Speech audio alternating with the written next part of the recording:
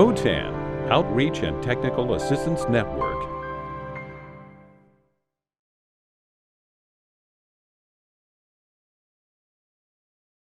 Hello everyone, I'm Melinda Holt with the Outreach and Technical Assistance Network, OTAN.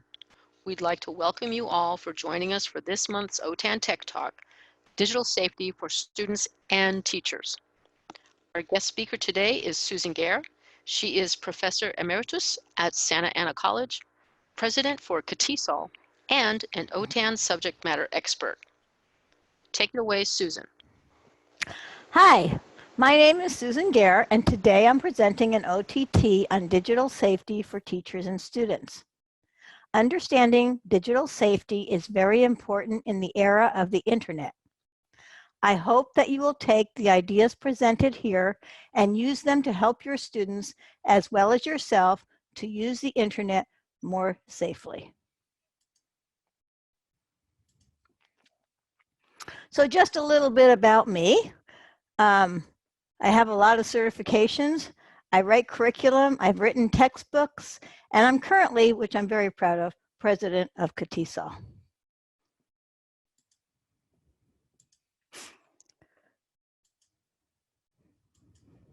So today's objectives, I have 6 of them.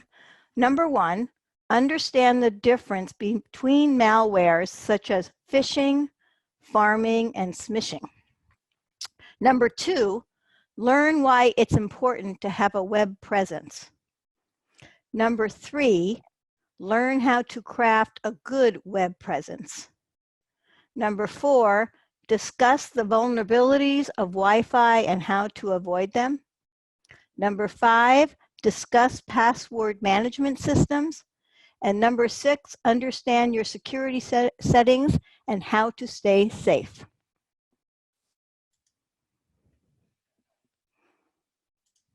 All right, so here's an example of malware. I received this email. It's from the Red Cross, and it has a nice URL, redcross.org, which I checked it's a correct URL. And it said, it asked me to click on a link to access my certificate. Now, at first I said to my inner self, oh, I got a certificate certifying me for first aid and CPR. But wait, I never took that class. So I will not click on the link. This is me talking to my inner self. This is an example of phishing. Just like fishing with an F, you put bait on a hook and hope the receiver bites. I didn't bite this time, but it's easy to think. I mean, like, wow, I got a certificate, but then I had to think, no, I didn't take the class. So no, I shouldn't have a certificate. So in order for you to understand how to defend yourself, you need to understand what a URL is and how it's made up. So I have divided this URL into all kinds of things for you. So we have the red. The first part in red is called the protocol. This is very familiar to you. I think you've seen this a lot, but you want to make sure that you're always using the HTTPS. S stands for secure. HTTP without the S is okay, as long as you're not giving any personal information. Like if you're just browsing a web page or reading something, HTTP is fine. But if you're giving any information about yourself, you really want to make sure the S is there. So that's the protocol. Now the next section in green is the whole green thing is called the resource name, and it includes different things. It has the domain name, which in this case is my name. It's my website, Susan Gaer.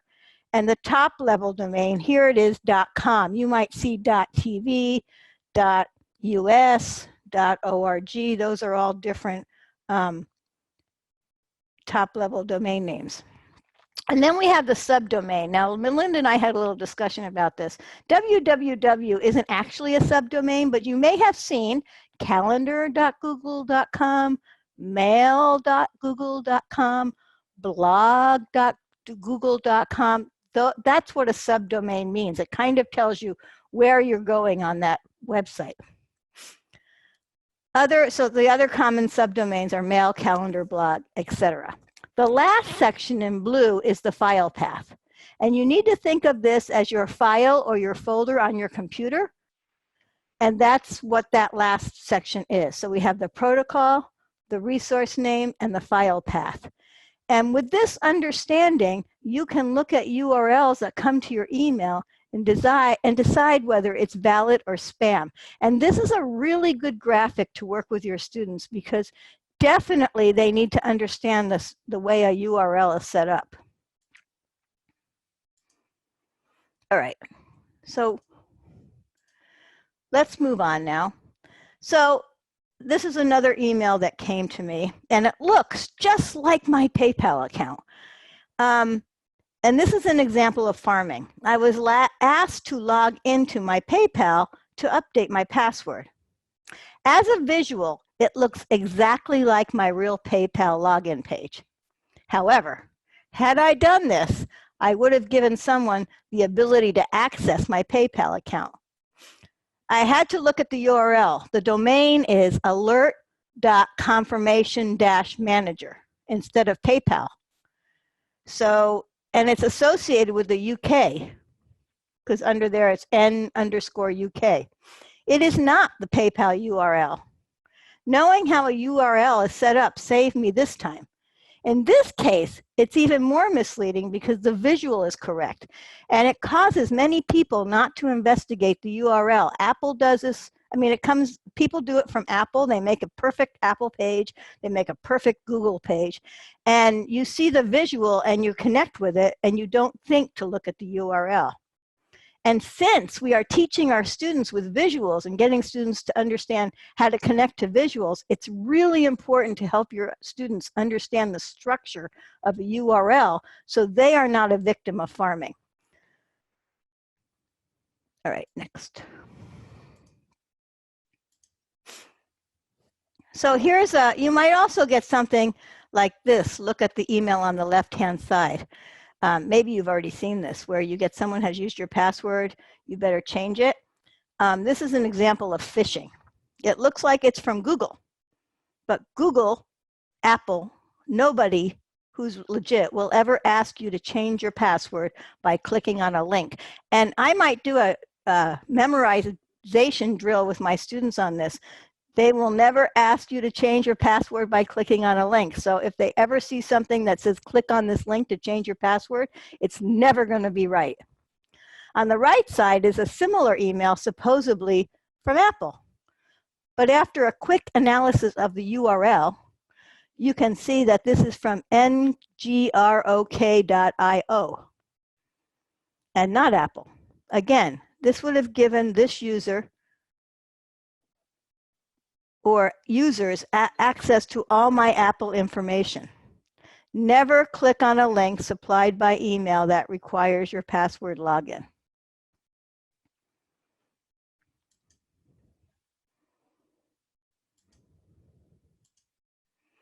So browsers use different ways of showing you what's safe and not safe. And it's always using this red light format. And I like this because this is something students can identify with. So if it's red, of course, it's not good. Something's wrong. But as you can see, we have the Chrome browser here. They have a little lock and they have verified, right? And then the Firefox, going from the bottom up, the Firefox has a verified company and it's green. I think this is Edge, verified company and a green lock. And then I think this is, I don't know which one of these are, different ones, different explorers that have changed. And then Safari, and then the Safari, which has the little lock and no verified. So you just need to know how the different browsers indicate that a website is trusted and verified. All of them use the lock icon, and some say verified and some are verified in green.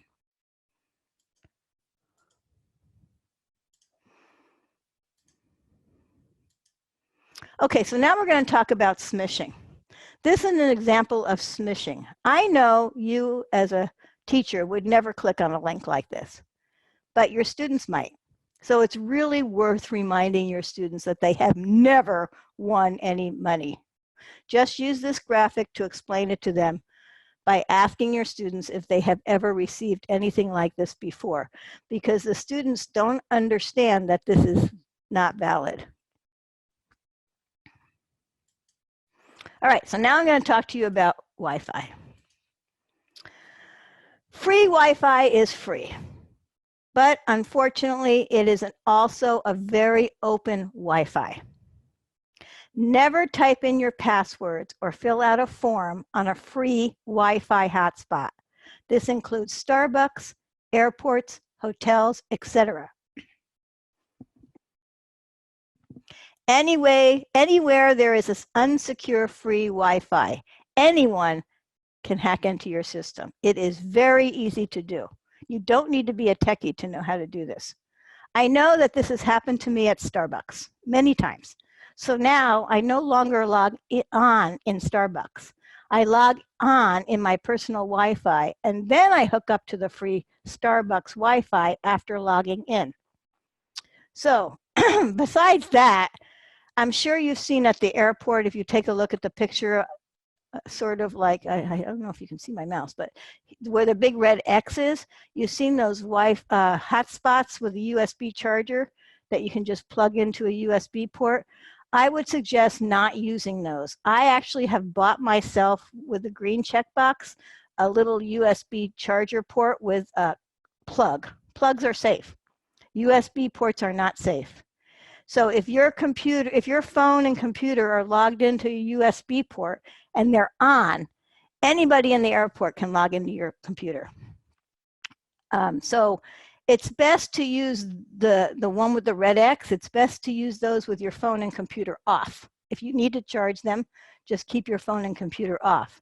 If you want to keep your phone and computer on, please buy one of these charging stations that has an electrical plug, and it's like the picture with the green check mark.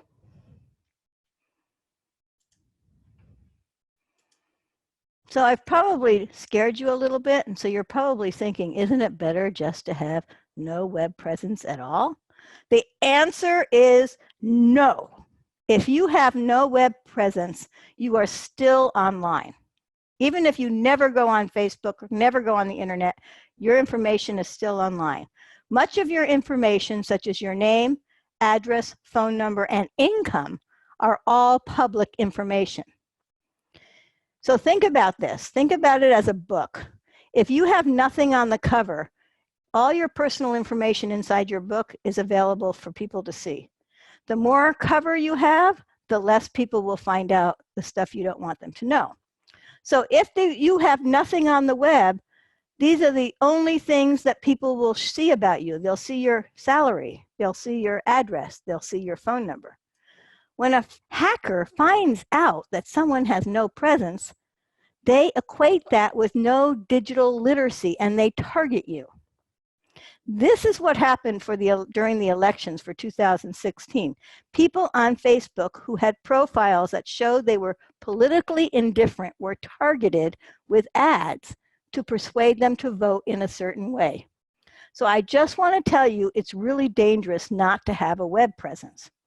So now I'm going to teach you how to make a web presence that will be positive for you.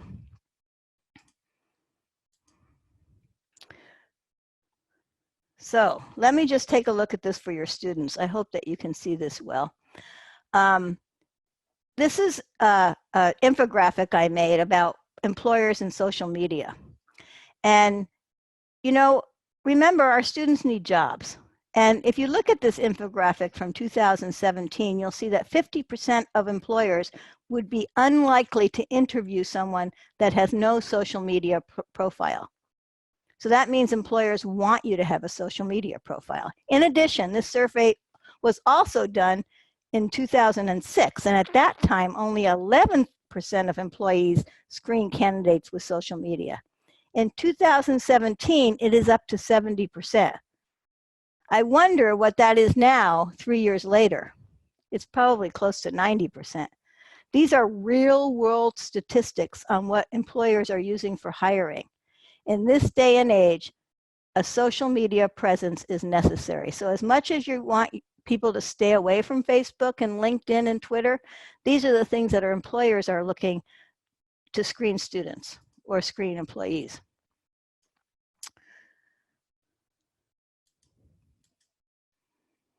So what I suggest in order to find out what your web presence is, you need to Google yourself. Before you do this, though, don't do it now. You need to do it right. You will need to make sure you are browsing yourself privately. When you just go on to your internet browser and you type in Google and you put your name, you're browsing yourself logged in to Chrome. You need to do it privately. So every browser has a different way to do it. So if you're on Chrome, you go incognito. If you're on Firefox, you go private. If you're on Safari, you do a new private window. If you're on Edge, you do a new in private window. And I really think you need to do this and Google yourself. If your name is not unique, you will see people who are online more than you. You'll just see all kinds of other people, not yourself. The more you are online, the more you will show up. Google changes its results every 3 weeks. So if you start online today, you'll see yourself show up in 3 weeks. So you really need to Google yourself, see what you get. If you only see your salary or your address, that means you have no presence online and you need to start developing one.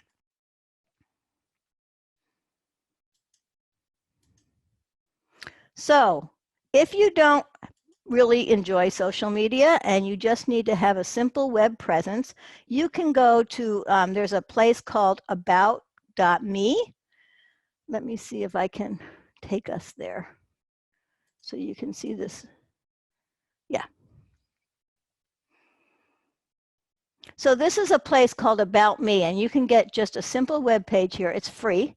And you can have a contact page, an appointment page, or just like some students have a download my face paper page. But this is a good place to start where you just start getting an About Me presence.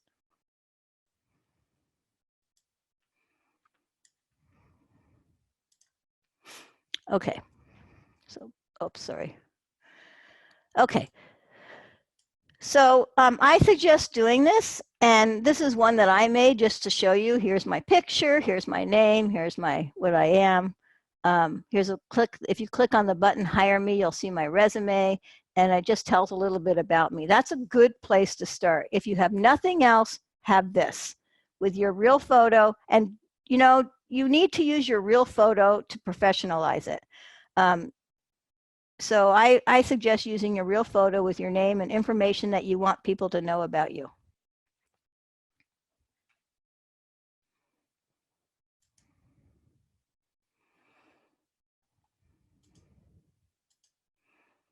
And by picking a picture that you kind of keep consistent, you're branding yourself by choosing a cover image that fits yourself.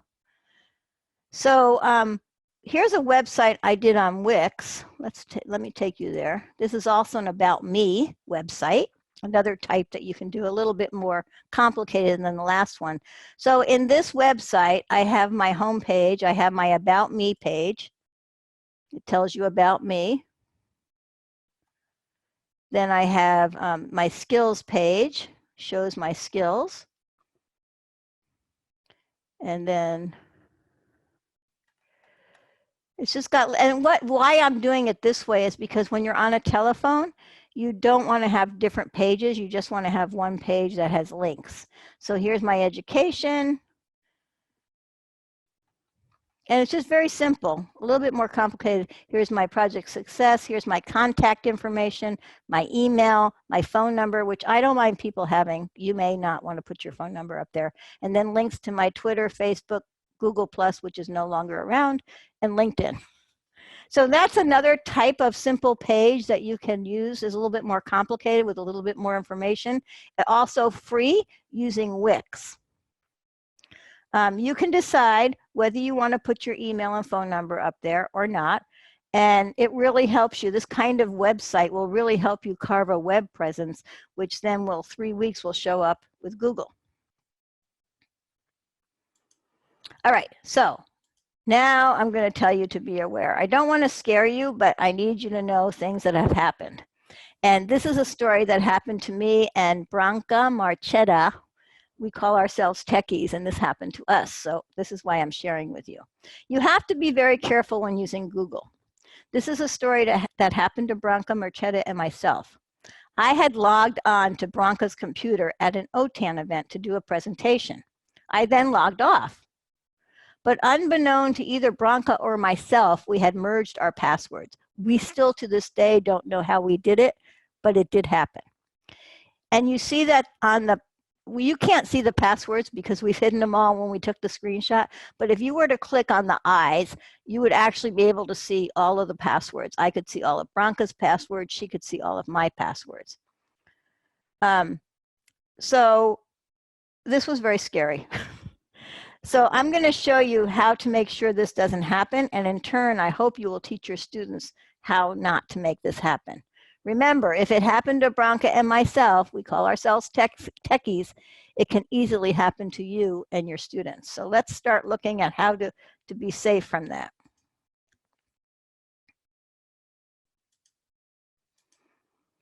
Okay, so the first thing you want to know about is to go to passwords.google.com. This will take you to this password manager, and you'll see there's a little gear icon right there where the arrow is. You'll want to click on that gear icon, and then you'll come to this page here, and you want to make sure that your offer, it says offer to save passwords, turn it off.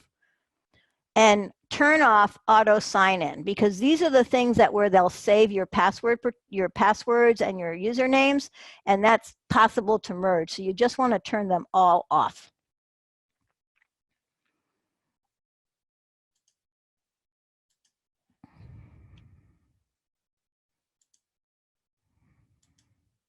Okay, so these steps apply only to Firefox for Windows, Linux, which probably none of you are working using, and the Mac OS X. You want to make sure in Firefox that you go to in Firefox, select the menu button located at the upper right corner of the window and then choose Options. Then you have to select Security on the left pane, select the saved logins, and select the website you wish to remove in the list. So anything that you have saved as a login, you need to remove it from Firefox. And you need to check it using these steps right here.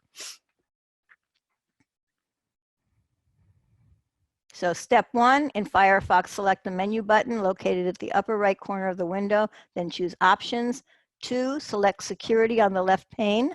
Step 3, select the Save and Logins. Step 4, select the website you wish to remove in the list. And don't worry, because the original link that I sent you has this PowerPoint presentation, so you can go through it to follow all the instructions. Safari is a little bit different, so I have a special slide for it. In Safari, and you can do this with your iPhone and your iPad as well, you want to select Settings and then go to Safari, and there click on Passwords. Number 2, make sure they're locked. And number 3, on the iPhone and iPad, click on Settings, Passwords, and Accounts, and turn off Autofill Passwords. You have to physically do this on your phone.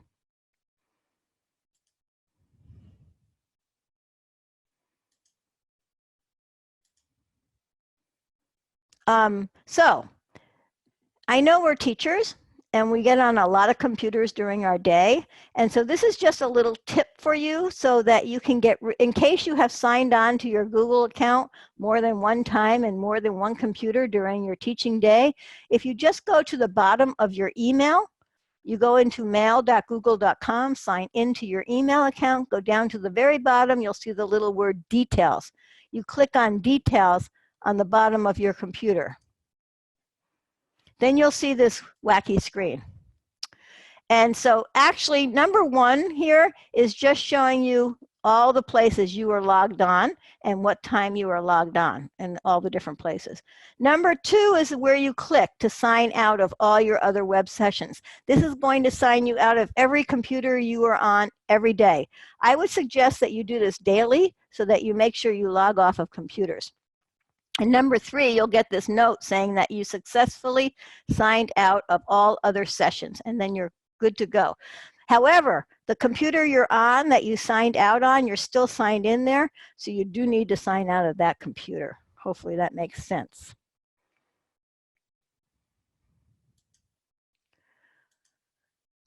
You will also want to check your security checkup point. It's always good to check your security settings on myaccount.google.com.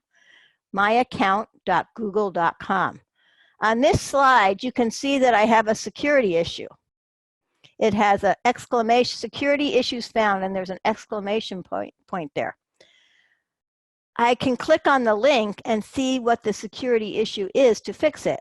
In this case, I had just sold my old MacBook Air, and it asked me if I wanted to sign out of the device because I was still signed in. So I agreed immediately. So you want to make sure that you have there's no security issues found.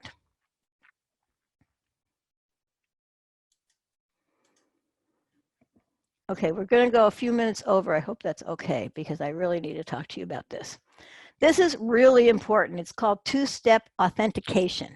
And two-step authentication, or 2FA as it's commonly abbreviated, adds an extra step to your basic login procedure. Without 2FA, you enter in your username and password and you're done. This is called single factor of authentication.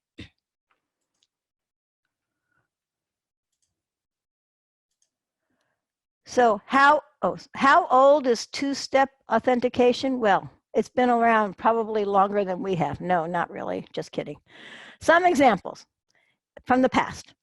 Using your credit card and then showing your ID. Your ID is your second step. Using your credit card and knowing the zip code assigned to it. You know, when we used to go to Costco, I don't think it's true anymore, we had to put in our zip code before we got gas. And writing a check and showing IDs. These are all cases of two-step authentication. So we need to do this for ourselves on the internet. And it's kind of like not easy to do. It's a bit annoying. So usually it will ask you this. There's 3 different ways. If you're on Microsoft, you click on that link. If you're on Apple, you click on that link, and here's the instructions for Yahoo. But basically it adds a second layer of validation, minimizing security breaches. Usually it requires your username, password, and then a text message to your phone with a code that you put in to prove that it is you. It is kind of annoying because if you don't have your phone, you won't be able to log in. But at least this way, you'll be safe and sure if somebody got your password, they won't be able to log into your account unless they have your phone number. If they have your phone and they have your code for your phone, then you're in trouble. It's not like perfect, but it will help you stay safer. So you can go ahead and use, if you have Apple products, you can click on this link here for Apple. If you're on a PC, you click on Microsoft Authenticator. And if you're on Yahoo, you follow the 3 steps that are there.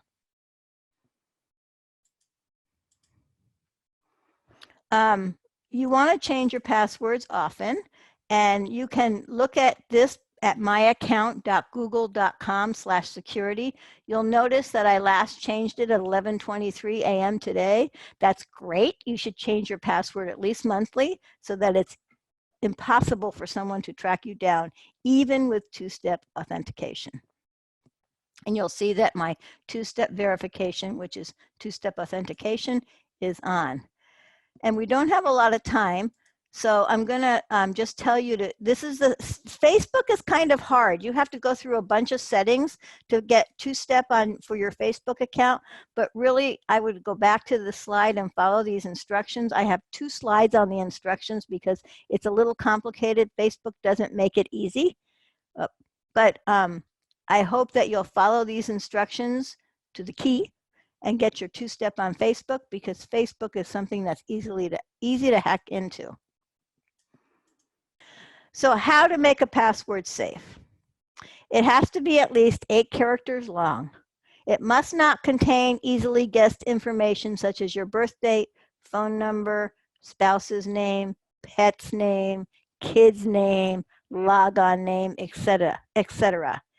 It shouldn't contain words found in the dictionary. That's hard. And it should contain special characters such as those that are up there, and numbers. You know, the @ sign, the number sign, the $ sign, the % sign. And it should also use a variation of upper and lowercase letters. So this is something you can actually teach your students how to do. And it also, even at the lowest levels of ESL, you can do it because uppercase and lowercase, these are things students really need to know in the world we live in right now. So people have asked me about LastPass and other programs.